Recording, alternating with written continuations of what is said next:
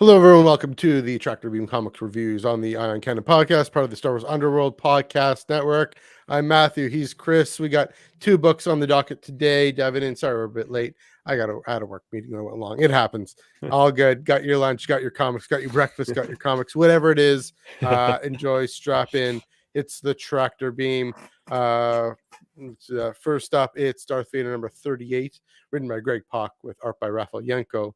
Covered by Lynelle Francis Yu. The Scourge comes for the Executor, a Dark Droids tie-in. As Darth Vader's Super Star Destroyer flagship faces its deadliest threat ever, there's some alliteration for you.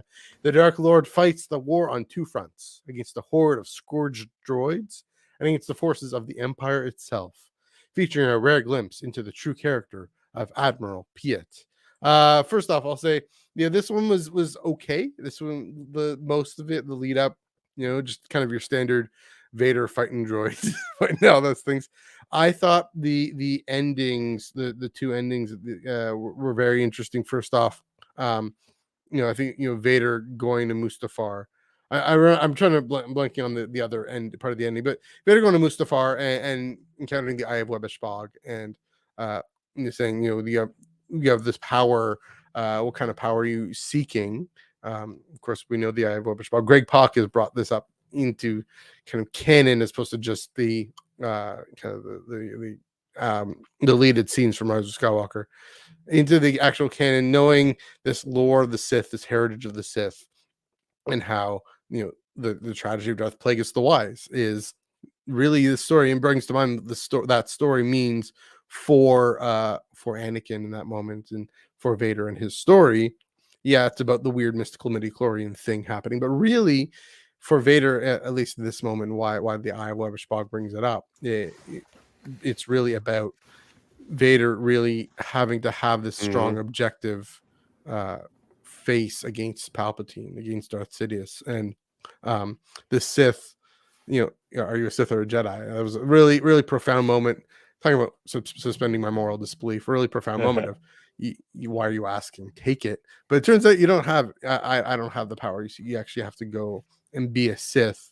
Although I am curious. Then it is this sort of part of his turn back to the light, in that confronting Darth Sidious.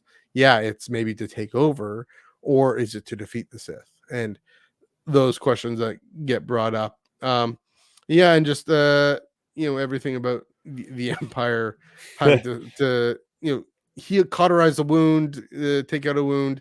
This other character who served under Admiral Piet before, this other admiral. Just the infighting with between Masamida and Vader, and I remember my mind is blanking because there was a second aspect to this ending that I found fascinating. Okay, I forget what it is. It's probably about the Scourge, but anyway, you go ahead. What do you think of Vader? It was the droid Zed. Yeah, and apparently he got taken over by the Scourge because the little Scourge droid on his shoulder, and he's like, "Oh, there's a decommissioned Techno Union facility on Mustafar. Let me go over here." And then it's like crazy because at the end of the Clone Wars, I guess at the beginning, they had those giant droids that Anakin and Bad Batch were taking down, the Bad Batch arc. Yeah. So they got one of those like mega walker droids that are controlled by the Scourge now. So that is going to play absolute havoc on whoever goes near that thing. I mean, as far as my overall thoughts, I thought this was okay. This issue was a little bit befuddling for me because it was like, why? My biggest criticism is the whole Admiral thing. I like the idea of like these admirals infighting and stuff, but it was really confusing for me because like, first of all, why do they have to be the same rank? At least make one guy the colonel or whatever other rank you could give them. Because at one point I was totally confused about both these guys. They're just two generic looking white guys. And they're both having the hats. They both are called Admiral. And they both refer to each other Admiral. And they're both on Star Destroyer bridges. It's like, I can't keep it straight in my head who's who. And I was getting a little bit like, okay, who's who? What's happening here? Because one guy's saying something about the 4-second rule, and Pia gave him. I like this part of the story where Pia gave him 1 second extra to get back on board, and then so basically he was returning the favor. Instead of annihilating Super Star Destroyer, he was going to send rescue craft to get Pia and just kill Darth Vader. And apparently at the end of this, Piet does not wait longer than 4 seconds for the guy to get the ship under control, blows him out of the space. So I thought that was kind of like, this is one of the biggest moments we've seen for Piet outside of the films. Like, oh, this guy, he's fair, but he's also quite brutal at the same time. Or it's like, his subordinate, he's not even gonna give longer than a few moments to just try to, it's a lost cause. He knows it's done for. We gotta annihilate this thing because how quickly it spreads. Yeah, I want to see this run specifically get more Piet action. He was always the one. He's always interesting. He's the one admiral, the one underling, one of Vader's underlings, who knows how to deal with him, who knows how to actually just be no nonsense. I'm gonna not question your orders. I'm just gonna do what you think. But also, with the shuttle Tidarium and everything, he knows when to actually offer a suggestion. Should I hold? Should I? He's earned that place with Vader, and to show that it's actually possible to earn that place as long as you're paying attention and not. I mean, that's the thing. Piet, he's the only one who doesn't have that obvious mustache twirling ambition. And maybe I'm sure he has to have some ambition in order to be an admiral in the Galactic Empire. But unlike this other guy whose name we forget, because whatever, I forget, starts with a C or something. Who's like, oh no, did Vader survive? You might want to tamp that down, bud. So yeah, that part was interesting. Again, maybe I can see why people might have trouble following what's going on, who's who, because it's not live action, it's all the actors dialoguing. But yeah, I wonder if this issue just could have had a little more to it, a little more meat on the bone. Yeah. But yeah, definitely, again, interesting. I mean, anything to do with Revenge of the Sith in this era or in any era, I'm gonna eat up. I'm gonna enjoy, and so that's why these two endings, on Mustafar with Darth Plagueis the Wise and everything, and then the whole thing with the Techno Union and the droids, and it's a good shout out also to the Bad Batch, where and even the with the Poltex and that arc with Anakin. That's the one. In Wat Tambor. Oh yes, that is the Bad Batch arc. That's right. Where they run to Aggro. Yeah, just to remind it. I mean, of course, we've had Joel Tambor in this run already. So to see things come around, to see things come along, and to see things tie into the overall crossover. I found that fairly smooth, and I didn't mind that. Again, it was a fairly basic, most of the time, fairly basic story. So I don't know if you have any more to say. Yeah, of course. Yep. So I like how you said this ties into Dark Droids, because in a previous Dark Droids issue, it ended off with Darth Vader being the ultimate target for the Scourge, because the Scourge needs to go beyond the metal and to the meat. And the only way it can harness the meat is if it gets a cyborg that has enough technical components and the use of the Force to be able to control the most powerful being in the galaxy to, make everything subordinate to it and no enemies. So now we have the context, which is great. Now we have the context of why Vader's in this, precarious position with all these droids. He's got the zillion shields still blasted away at those guys, and he's going to dive Webb's Bog. So I like seeing that character come into play again. It looks like he shot him or her or whatever it is. And this is the part where I want to get a little deeper into this, like, whole meaning of the Darth Plagueis the Wise, and how the live Webb's Bog was alluding to what came first, the Master or the Apprentice, or something along the lines of the comic. And then that spurred on the memory of Vader, because Vader went to Webb's Bog to try to get help with his power. First, he went to Dr. Aphra. She found him a Xylon shield, and now he's going to Webb's Bog. Who the way I interpreted this, Matthew, is okay. He has to go back to his master to get his power, or something like that, because like the power and the power transitions from master to apprentice and beyond. So I guess that's why he's like, all right, setting a course for Coruscant Imperial Palace. Yeah, I mean, the thing about the Sith, right? And I think this is what the eye is talking about. And there's a good comment here. Nothing wrong with being a Sith if you know how to use your powers properly. Well, we'll put where to get your power from. And for the Sith, it's from this dynamic where the master always holds the apprentice down, and always, the one to hold power, one to crave it, the craving for power. the jealousy, the suffering, and this is physically, this we talk about Vader being this cyborg man machine. I mean, we know that the machine is intentionally designed to cause Anakin's body pain and suffering, so he can continue to fuel his rage and frustration about the dark side. It's always this thing of this dynamic of him going back to his master and always having Palpatine being one step ahead a little bit, but Palpatine being one step ahead, but also saying you could have this power if you were just able to grasp it. The same thing he does, with Luke, with the lightsaber just sitting there, strike me down, become more my servant. Probably knowing Vader would interject there for multiple reasons, but yeah, it really again brought up this question, again going beyond even in this weird Dark Droids tie-in, all the funny stuff going on with the Scourge and the Spark Eternal and even Ajax Sigma and all that. At the heart of the story, as part of Vader's story, at the heart of all of Star Wars really is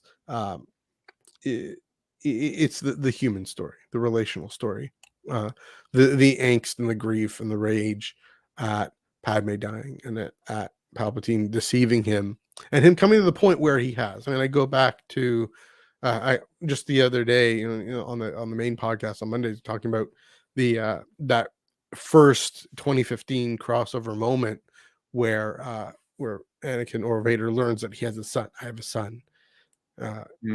It will be mine. It'll all be mine. And he Skypes Palpatine, says, now we understand each other. Now we know you were deceiving me. We're going to be locked in this game for the rest of our lives, the rest of our existence. And I mean, that's the thing. Even the on the light side, there's a certain Disney Plus show that's going on right now that's exploring what it's more than just midichlorians. It's more than just innate power. And maybe that's the thing that the Jedi Council initially was was struggling with, was trying to grapple with, and maybe something Qui-Gon maybe even got ahead of himself a little bit with, in terms of, his midichlorian count is so high, he must be the chosen one, maybe, but not having a sense of how that will play out. So it was really, I mean, just spurring on why this story, why Webbish Bog, why this story. I mean, I don't know if that helps answer the question or it's certainly interesting. I finally got my answer for a question I had a couple weeks ago of like, how is the Scourge transmitted? Right. In one of the panels, we literally see several of the mouse droids transporting like identical looking Scourge droids. So that answered my question. Discs, so thank you very much for Raphael Enko for penciling those in, because now I could get a better idea of how the hell this thing spread so quickly. It's not just one. There are several that got replicated. So I like that little detail there.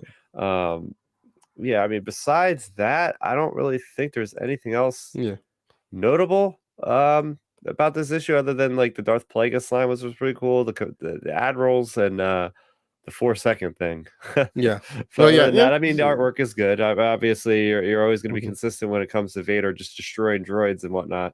It was a neat little just giving the character moments that are using the weird sci-fi stuff, the weird space fantasy stuff to bring through character moments. Again, the 4-second thing, showing how, again, Piet having a head on his shoulders more than anyone else in the Empire we've seen, pretty much. I mean, that's an absolute frightening situation. I mean, imagine that you're the admiral and the executor, 95% of the ship gets taken over by freaking droids. And you're holed up on like this little section of basically a floating city, being beset upon by thousands of droids all at once that are just there to just kill you. And it's like, to keep your cool the way he does without losing it. Like, this guy is a well-trained, disciplined military career man. And it's no wonder why he's at the rank he is now, because it's through just, also the stupidity of Admiral Ozzel with coming out of hyperspace too quickly to Hoth that got him bumped up real quick. But Yeah, he's definitely one of the more competent leaders of the Empire.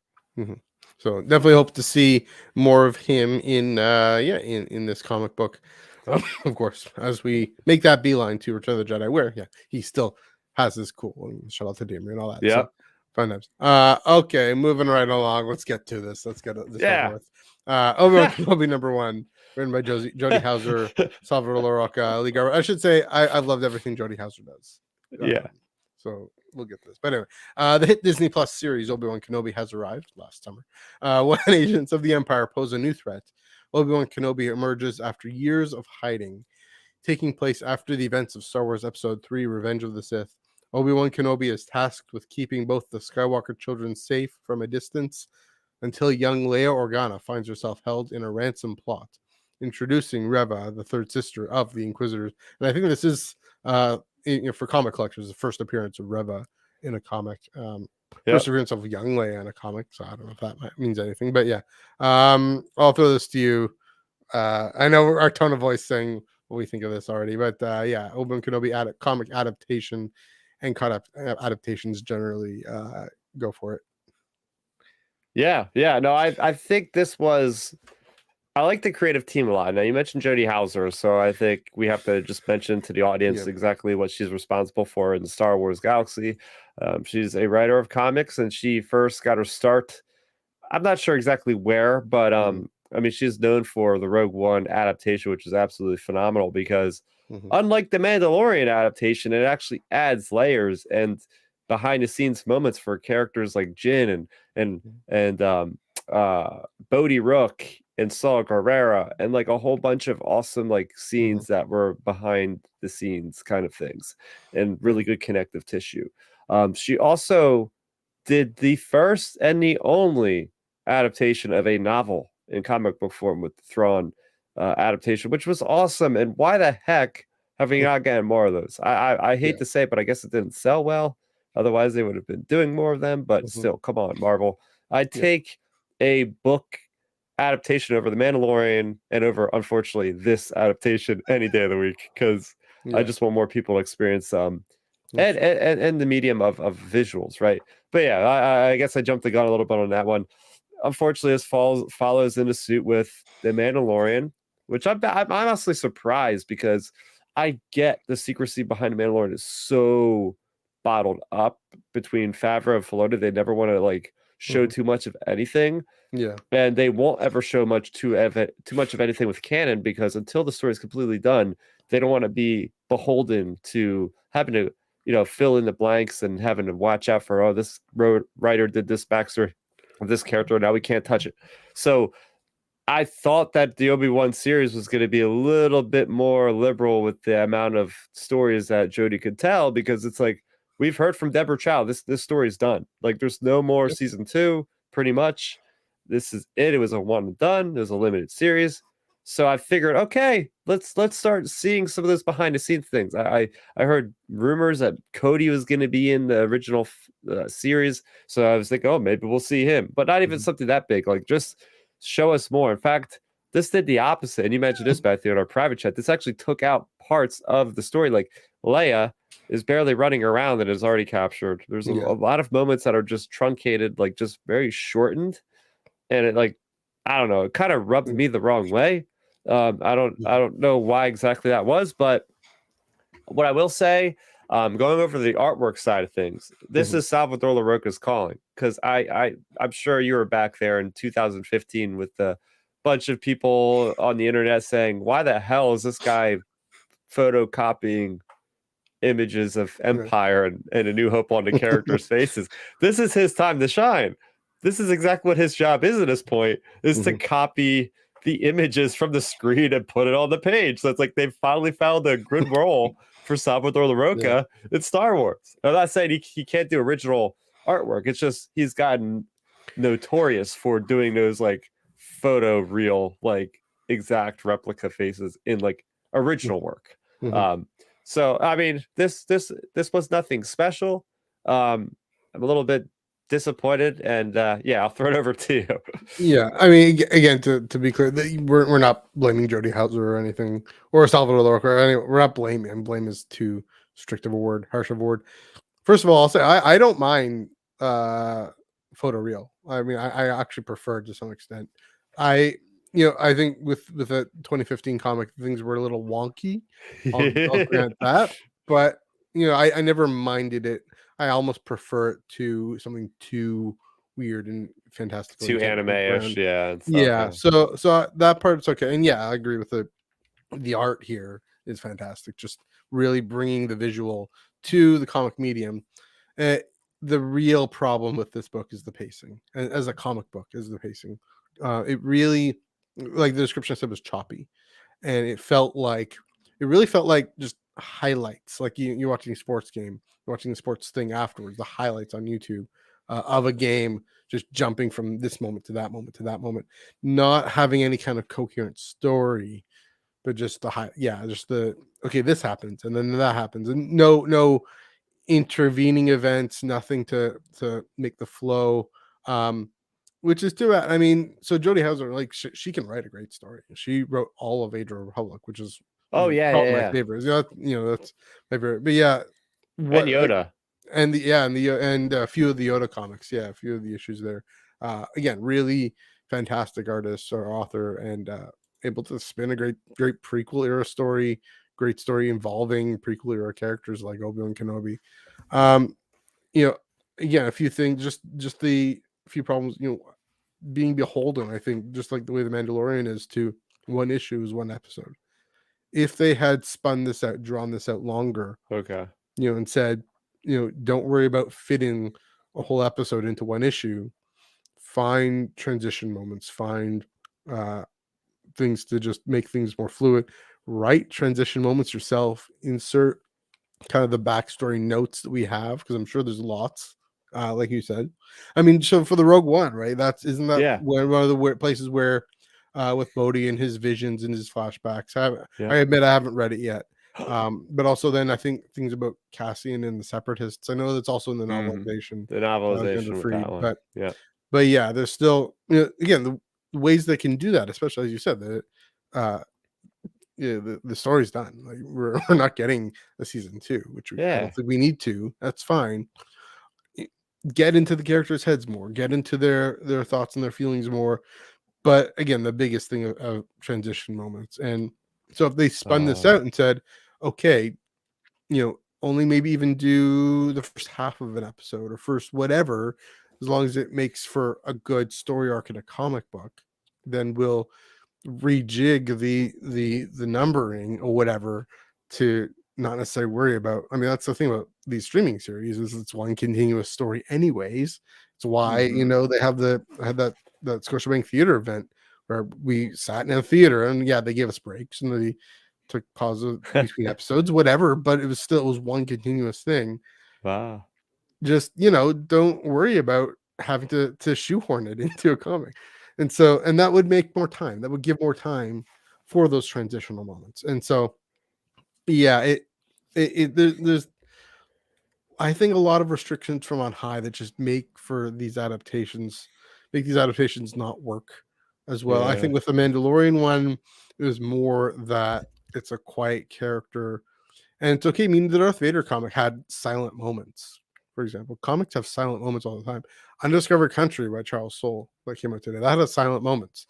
You can, and leaving it up to us to do the editing and the cinematography, if you will, for it in our own imaginations when we move from one panel to the next. That's up to us, the good comic readers, kind of know to do that, but also, not necessarily, right? And it's also, that's how you draw the scene. And again, I'm not, it's LaRocca. He only had so much to work with there. And so yeah, it was tricky. I mean, also I think the cover is that Lee Garbett or is that Phil Noto? I'm not entirely sure, but that's a whole other topic, talking about Phil Noto. But yeah, again, they have a real opportunity, especially with this comic. I think this story, given Darth Vader in comics being such a rich tapestry already, and how they've built on that, and folks who either new to comics or not can actually be introduced to this. If they're new, they can be introduced to what you can do with Darth Vader in a comic book. If you're kind of well worn, at least I'm since 2015, 2014 been reading comics. I know what you can do with Darth Vader in a comic book. I just talked about it since 2015. Give us more of that. They have the opportunity for that, especially in the story. I just don't think they're going to take it. And that's the problem. I think they just have these notes of saying we're going to shoot at these adaptations and just you just got to be strictly to the script, to the what's on screen. But because it's just a comic book, you got to pick out the salient points. It's your it PowerPoint just presentation. it just comes off to me as being really greedy for Marvel. I mean, that too. like Mandalorian season 2 ended when 2020. Yeah, something like that. And they're putting it out now, season 2. And they're still putting out Obi-Wan at the same time. Why are there 2 adaptations running at the same time that add nothing to either of those stories? It's absolutely like, I'm like so about to just tell my comic book guy to be like, don't even bother putting them in my bid anymore, because I kind of don't want to support this anymore, if I'm being honest, because it's just like, you got to vote for a wallet sometimes in these situations, and I'm getting nothing out of it. Like I speed read through them, and I'm like, oh, it's almost another waste of $5 for me. Like, because when you do the money, it's in American dollars, it's now $4.99 for an issue. Right. I could pay. How much is Disney Plus, right? Like basically, why would I spend this kind of money on the comic other than collectible reasons, obviously? Like you said, first appearance of certain characters. But I could just turn on Disney Plus and watch it for like less money, basically. You're already paying for it. Yeah, so it's getting kind of ridiculous. And it's not a good look for Marvel. I feel like at least wait until one adaptation's over, than shoving another one down the line. I don't know. I mean, maybe that's the main reason for the collectors, right? I mean, I got the first appearance of Carson Teva, is I have that comic book. In a comic, my collection. Again, that's still, I mean, the same thing with how they churn out like 50 variants of a number one. Oh yeah, thing, which again, that could be an opportunity for a lot of creativity, and I love variants so much. But yeah, I get what you're saying. I'm gonna have to drop this comic. It's that I'm definitely not gonna drop Vader. But it just doesn't. Yeah, it just doesn't add anything. Right? And so, man. So, I mean, that's the thing. I dropped the Mandalorian. Like I didn't do the Last Jedi adaptation. I just don't do adaptations generally. And I read the Last Jedi novel adaptation. That was great. Yeah.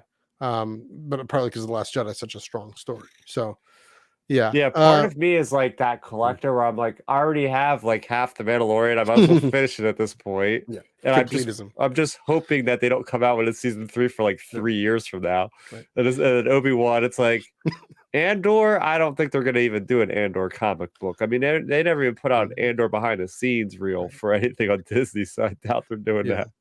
I mean, that's another thing, is this they haven't done much tie-in stuff for any of these shows.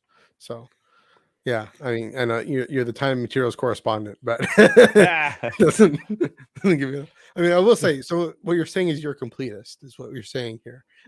Yeah, it's hard to peel away. Yeah. I basically have everything in canon at this point. Yeah. I mean, aside from like those young adult, or not even young adult, but like middle age, like Join the Resistance novels, right? I think those are the only ones I don't have. And when you have like this much content, it's like hard to like not get everything. But then again, you're like looking back and you're like, oh man, I don't have A, room for any of this anymore. B, it's just like a lot of money.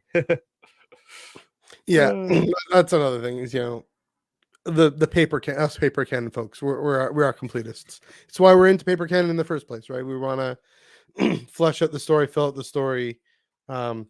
Okay, give us paper canon materials that fill out the story and flesh out the story. And Darth Vader number 38 does somewhat, helps us reflect on Revenge of the Sith and moving into Return of the Jedi. Obi-Wan Kenobi number 1 just didn't. So yeah, I'm gonna you won't hear coverage of it on the Tractor Beam unless I don't know, Chris, if you end up doing your recaps on it for I'm probably not, unless there's like a crazy thing that happens at an issue where it doesn't happen in the movie or the show, that I will report on it. But I'll probably just have it, and that's it. All right. Well, if that happens, let me know. There we go. Okay, that's. But I mean, do you have any more thoughts on Obi-Wan Kenobi #1? Not really. I mean, I myself was never a huge fan of the series to begin with. Yeah.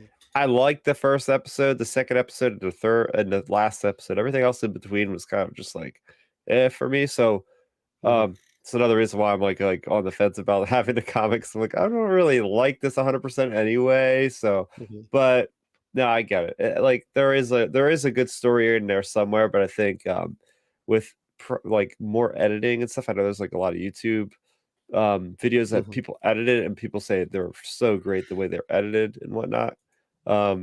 It's a story in the timeline of Star Wars that I could do without, I guess, but you know, the Vader stuff was great. Yeah. But I think they juggled too much, and it's like everybody says. I think they juggled too much with the Inquisitor storyline. I think they didn't really necessarily need all that. They could have had that in its own show or something. It's funny. So I'll say the one thing. You know, I didn't mind the show. Definitely. I mean, everything with Vivian Lyra Blair as Leia, I thought was great. I thought he was fantastic. Yep. The fundamental shift in that show, we already got in a comic book a number of years ago, right? The shift from Obi-Wan being all, I'm going to lament Anakin, to I'm going to focus on Luke being the new hope. We got that in the Jason Aaron, Kieran Gillen comics, right? Or whatever. I think it was just the Jason. Oh, maybe Kieran Gillen had taken over by then in 2016. But yeah, that. So yeah, in a really great comic book in that Luke is reading on the Star Destroyer, on his X-wing, and the journals of Obi-Wan Kenobi about his childhood and about how old men started to invest in him more as the hope for the future. And so it was a really well-written comic. I go recommend you read it. Compared to this one, again, it's not Jody Hudson. It's Disney, Lucasfilm, Marvel giving these restrictions and these notes that make for not a great story. So anyway, don't want to be a downer on that note. I'm not too sure what we got next week, but we got D Squad next week. And D Squad. There's a great preview. Yeah. There's a great preview because it's got a backup story of the origins of Ajax Sigma, and you see Loden Greatstorm. You see a Duwutin Jedi Knight, which we haven't seen before. Well, I mean, we've seen a Duwutin Inquisitor in the Ninth Sister from Jedi Survivor, but other than that, it's going to be fun to see some new characters, see some more High Republic that we're all a big fan of here, and see exactly what's going on with Ajax Sigma and everything with IG-88 and 4LOM. And the little pit droid that I forget his name, Chopper, R2. Yeah, it's a lot of cool characters that are going to be in that. Yeah, so that'll look exciting, and yeah, we'll definitely check that out. Definitely talk about that here on the Tractor Beam. Probably the same bat time, same bat channel, or same Captain Marvel time, same Captain Marvel channel. Whatever here in the SW. Fun time. So yeah, that's been the Tractor Beam comic reviews. Chris, where can they find you on the internet? Yeah, you can find me on Twitter at StarRaptor. I'm usually just posting stuff about the comics, about Star Wars. I might throw up the occasional skateboarding video every once in a while on there. But other than that, you can also find me posting content to my YouTube channel at youtube.com/StarRaptor. I have my Outer Rim Transmission, a little live stream every Sunday night. A way to unwind for the week. That usually goes up around 7 p.m. You can join us live and join us in the chat to discuss the latest of whatever we're talking about that week. But yeah, it's been a fun show. Happy to dive in. I know some of it did seem like we were a little bit of a downer. We love comics, we promise. Yeah, we got to keep it real sometimes. We got to keep it real. That's fair. You can find me on Instagram and Threads at MNUG1138, Twitter at NUG485, and of course at the Ion Cannon Pod, or at Ion Cannon Pod, EYEONCANONPOD.